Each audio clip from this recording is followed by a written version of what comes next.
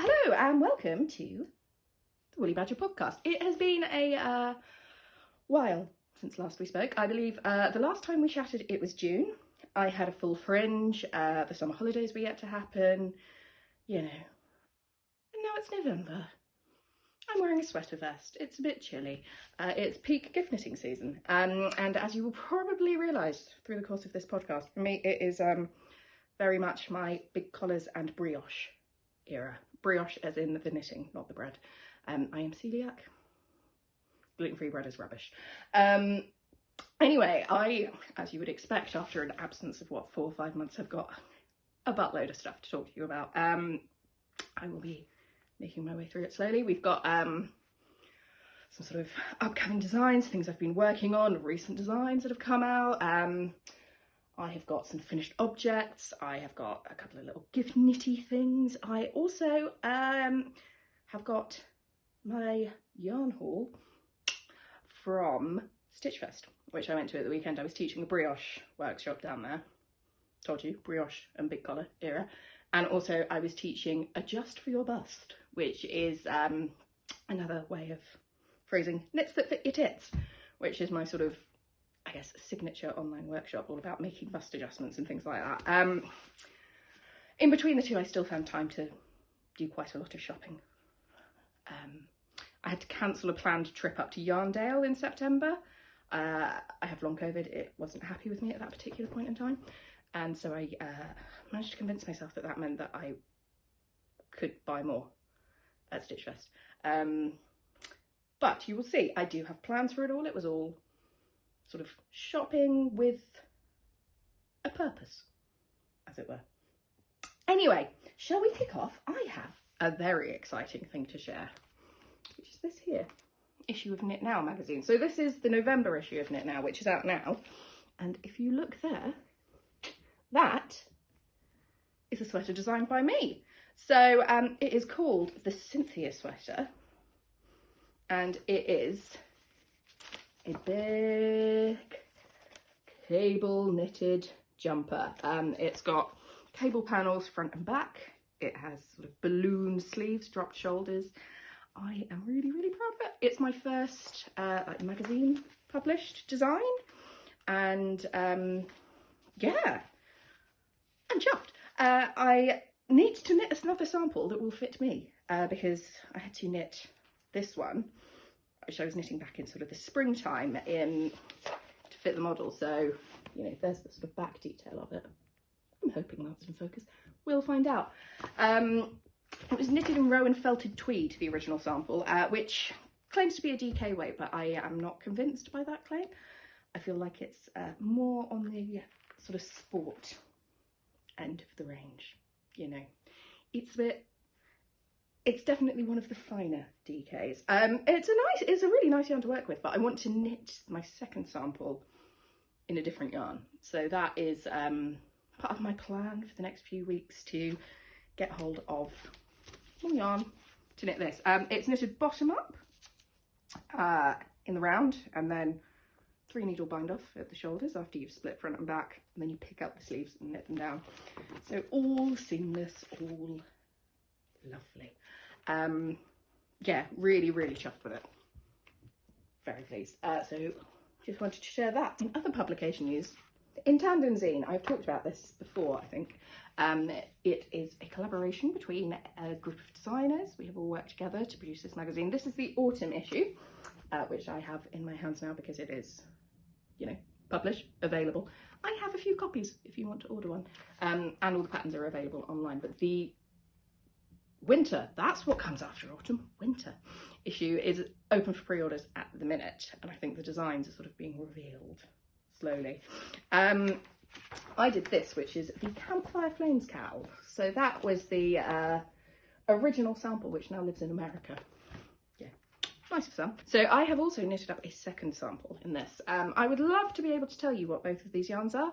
The yellow I know is Isle by World of Wool. It's an Aran weight. The blue is a mystery yarn that my sister picked up for me many years ago when she went on holiday to Skye, and I asked her to please get me some yarn. My sister isn't a knitter, She said she went into a yarn store. It was the most intimidating experience of her life because she just went in and said, I would like some yarn, please. Anyway, she came out with, this was one of the things she came out with. It's lovely. I've paired them together. So you can see it's a kind of sectional thing. There's a 6-section repeat that goes around, so you can kind of make it as long or as short as you like. And I've done single repeat on this, so I can just bung it on, keep myself cozy, not worry about the ends of a scarf dipping into my tea or anything like that. Yeah, it's a nice, quick little knit. It's one of those weird ones. The thing that I'm realising about working with publications is you have one heck of a time lag on them. So I was knitting the original sample for this when we were on holiday in Cornwall just over a year ago. And then the pattern came out like the start of September this year. So when I went back to knit this sample, I was going, oh yeah, no, I remember what I did there. Yeah. Oh, forgot about that. It's German short rows. We all know I love a German short row. If there was some kind of desert island knit thing going on and I was only allowed to take a certain number of skills with me and the rest would be erased from my brain, German short rows absolutely would be one I would take. Anyway, that's Campfire Flames cowl. I'm also just going to very quickly show you the Megabasic cowl, which is, as the name suggests, mega basic. It's literally just ribbing, knitting in a circle, ribbing. This is a free pattern that I have written up and made available, largely because I teach the beginners and sort of next steps workshops at No Frills Knitting here in Bristol, and I often get asked afterwards, what can I knit now? This. It's got lots of links to video tutorials, of which you will find on this channel and things like that. So it's a good sort of first project. Uses like 1 ball or 1 skein of Aran weight yarn. Job's a good one. I keep thinking that I should like knit another one and do some like duplicate stitch embroidery isn't a word, embroidery on it, but yeah, I just haven't got around to it yet. There's just so many things to knit and so little time to knit them. So one of the things I have knitted and finished since last I spoke to you is this. I say finished, I've not sewn the ends in yet. I'll do it eventually. This is the Bouquet Sweater from issue 9 of Making Stories. And I'm pretty sure I've mentioned this on this podcast before. And oh my God, I love it so much. I love it so much. It is this beautiful all over lace. It's got nice little details on it. It's got a little braid before the neckline. Sleeves have a bit of short rows to just make them sit better. Love, love, love. I knitted it in marble from World of Wool, which is a DK weight, and it is a merino and silk mix. And I mean, look at the stitch definition on it. It is absolutely magnificent. The reason that this hasn't got the ends sewn in yet is because I couldn't wait to sew them in before I started wearing it. This has in fact been worn out in public many times. It's just beautifully soft, beautifully warm, really, really lovely. I had a couple of questions when I shared this on my Instagram stories about sizing. Because one of the things that you will know if you have taken my Knits That Fit Your Tits workshop is that I say that it is a bit tricky to adjust things like this with an all over lace pattern, because there's just not really the space to make the adjustments without completely ballsing up the lace. You could probably do it, but I decided it was too much faff. What I did instead was I knitted according to my upper chest measurement, and I will always recommend knitting to your upper chest measurement rather than your full chest measurement. It meant that the size I have knitted here is a size smaller than like the one I should knit, based on my full chest. It might even be 2 sizes smaller, can't quite remember. And the ease at my full bust is, as you would expect, smaller than it should be sort of elsewhere. Well, I say should be elsewhere.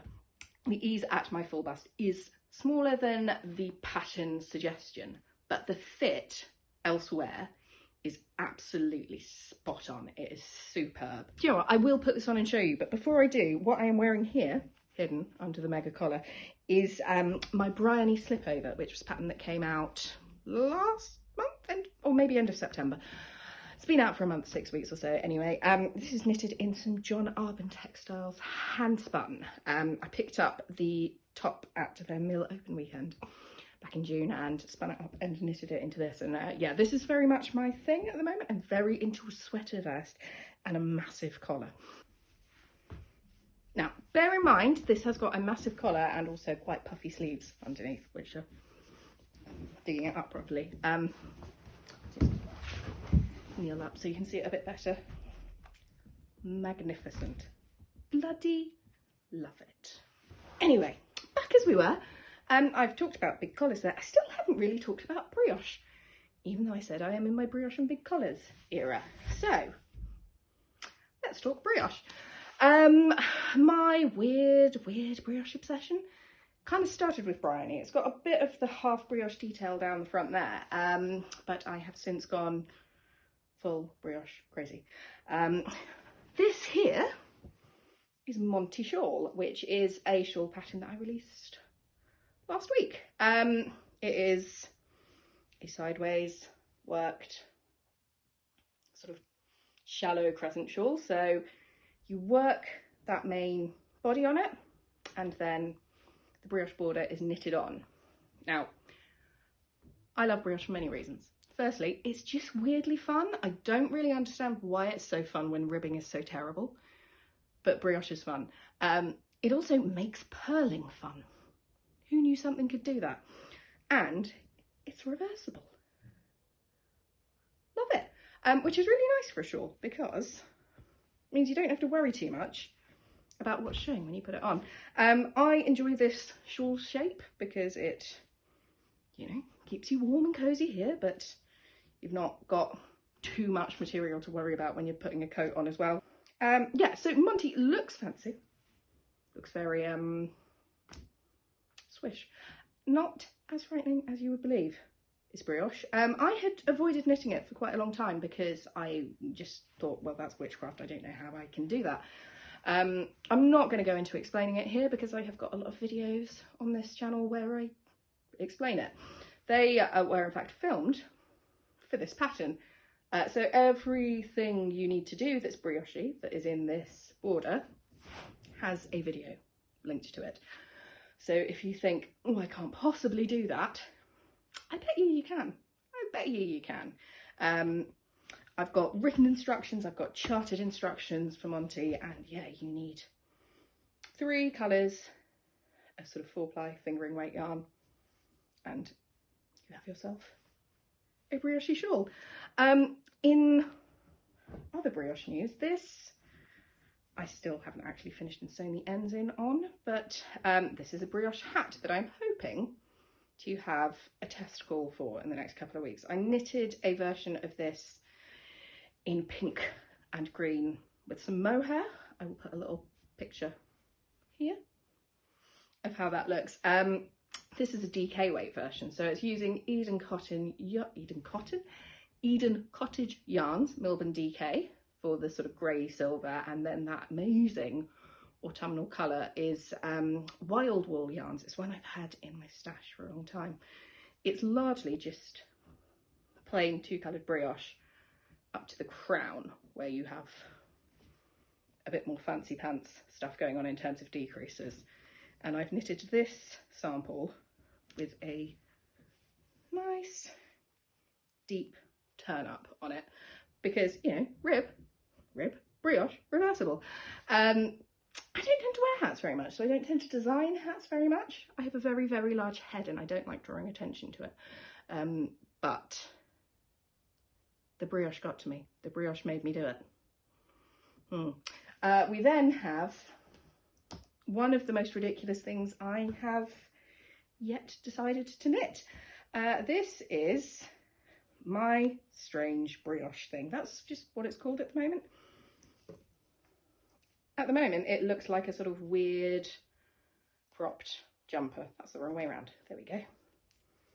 And yes, it is 2-coloured brioche worked sideways. These are 2 sock yarns from Truly Hooked that I have had in my stash for a long time. the sort of purpley bluey one is Seawater, and the yellow is Champagne Supernova. And yeah, I have started down at this cuff, knitted up, gone into knitting flat to sort of do the across the top bit. There's my post. And then joined again for the other sleeve here. The intention is I will then go back and pick up stitches from this bottom edge and knit down, probably in pink and green brioche, because why not just use all of the colours all at once. In rather more straightforward knitting news, I wanted to share this, which is a little shawl that I have knitted up. I think I'm probably going to call it the Hebby shawl after Crazy Ex-Girlfriend, because I've just been rewatching Crazy Ex-Girlfriend as I've knitted it. This one's a little bit sort of not super drapey because it's knitted in my Handspun, which gets a bit dense in places. This is knitted in, again, it's another John Arbon Textiles. This is the Yarnadelic, and the colour is Of My Hands. And it's a classic triangle shaped shawl. We have a little cable running down the centre there, and then 2 lace panels. And yeah, it's kind of the size, again, to shove under a coat without having too much extra faff going on. I am hoping to have a test call out for this in the next week-ish. I have most of the charts done, I just need to finish it off. What I am going to do as well, because I appreciate that my Handspun isn't the clearest in terms of stitch definition and how it would actually look if you used a rather more consistent, shall we say, yarn, is I am going to knit a second sample, and John Arbon have very kindly given me yarn support for this. So this is the colour that sample 2 is going to be, and this is the Yarnadelic Sport in Hey Moon. So I'm going to cast this on in the next day or two, and I will be knitting alongside my own test knit for it. If you would like to get on the test knit kind of test call list, then you want to join my mailing list. That's where my test calls all go first. John Arbon also very kindly sent me a few samples, which is exciting. Starting with 2 of the new Harvest hues. So I have got here Wood Sorrel and Loganberry. And as you can see, I haven't actually knitted with them yet because they are, still mini skein form. But good Lord, look at those colours. My God, they are just so rich and intense and amazing. One of the things that I really loved at the mill open weekend was the actual mill tour. I went and had a look around. I did not realise that John Arbon have all of their yarn is dyed before it becomes yarn. So it's coloured before it goes through all of their machines, and they kind of mix all and blend all the colours in the spinning of it rather than spinning up a yarn and dyeing it afterwards, which makes sense as to why that is just an incredible colour. This is in fact the exact colour that I very much tried to get my hair for the entirety of 2001, and I never managed it.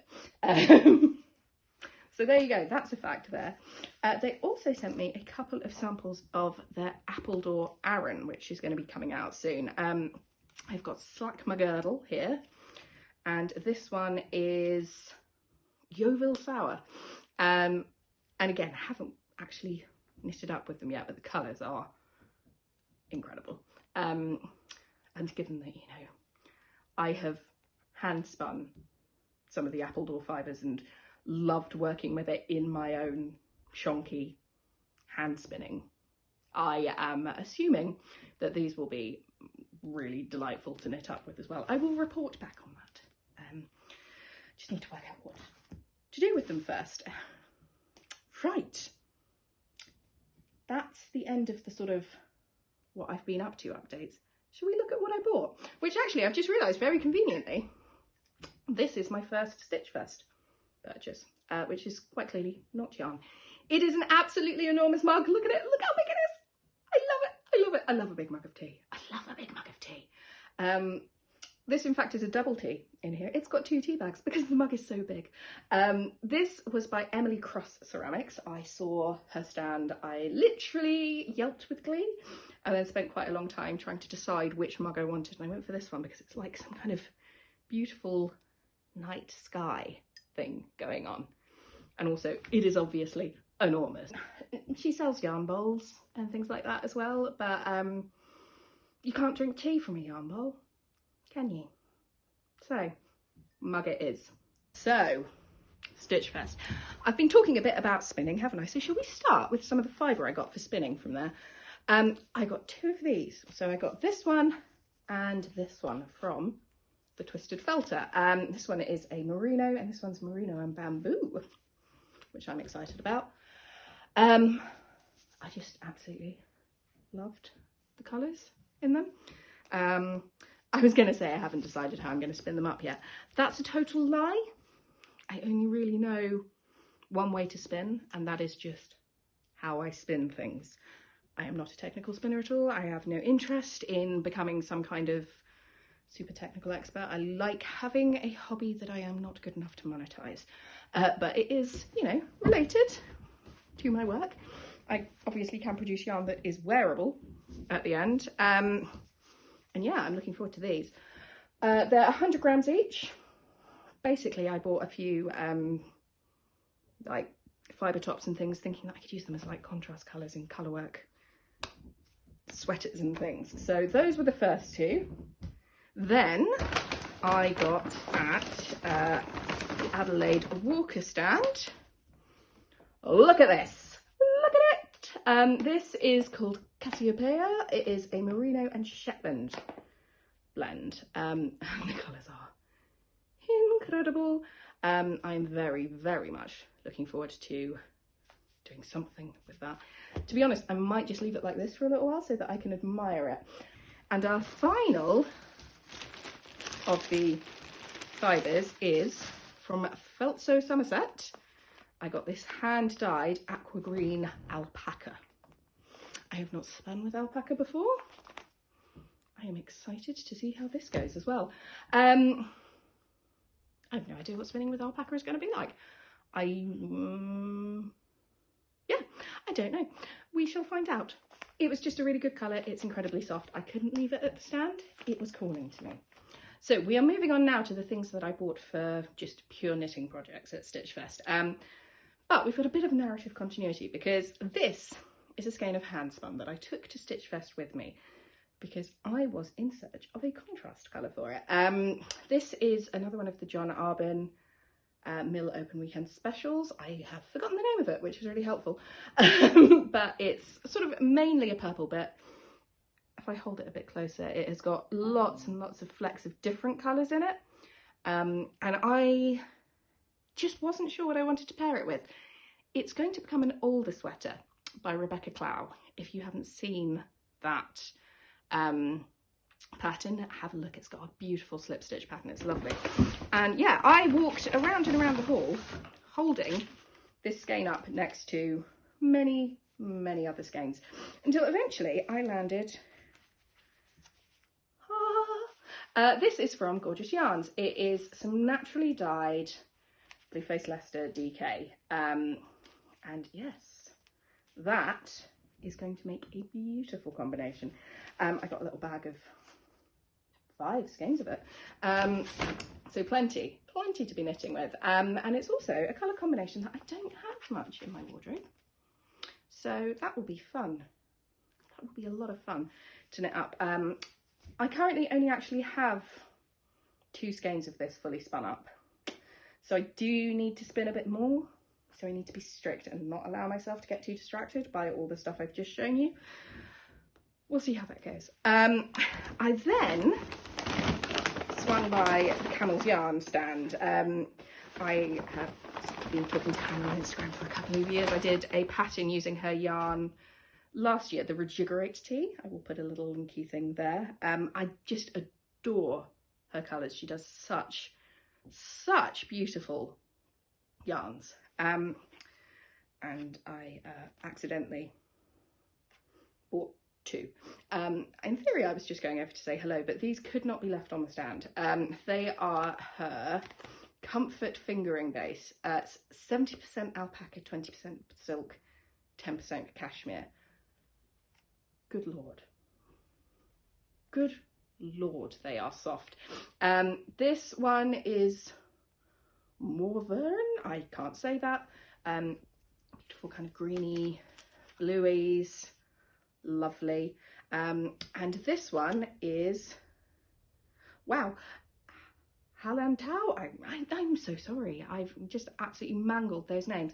Pinks, yellows, blues, so soft. They've got a little bit of a halo on them, which makes them a little bit slightly rustic. Just beautiful. I'm thinking these will probably become like single skein projects, maybe cowls, maybe like a little shawlette cowl thingy. I don't know, haven't quite decided, but they definitely need to be like, they're the kind of thing you want tucked up under your chin, keeping you cozy. They are beautiful, beautiful. Have I mentioned that I think they're beautiful? I do. And then my final purchase was this set, which was from Grockfibs, which is a little, you know, skein of natural yarn, and then these 5 minis. 5 of them? Yes, 5 of them. Which is going to become a colourwork hat, I believe.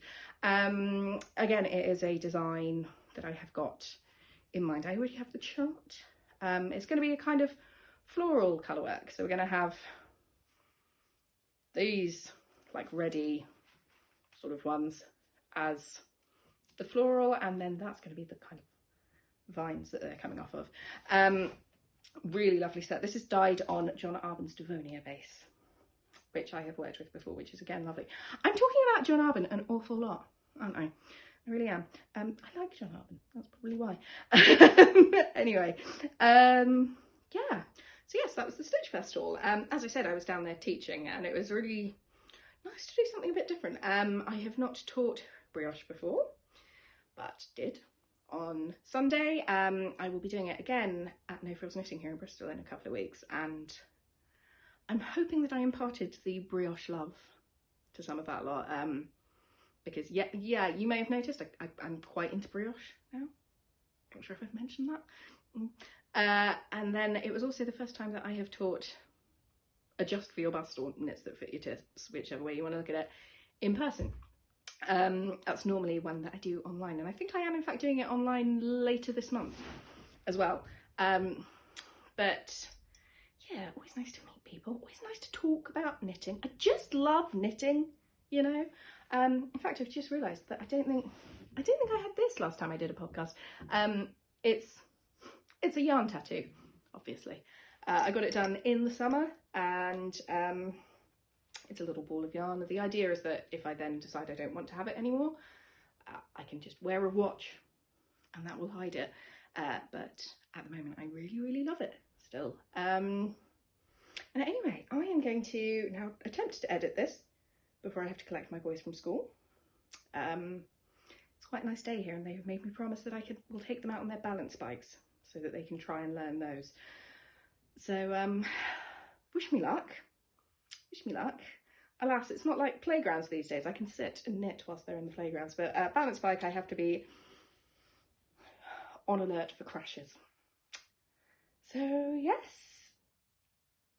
thank you for watching, and I promise not to leave it so long next time.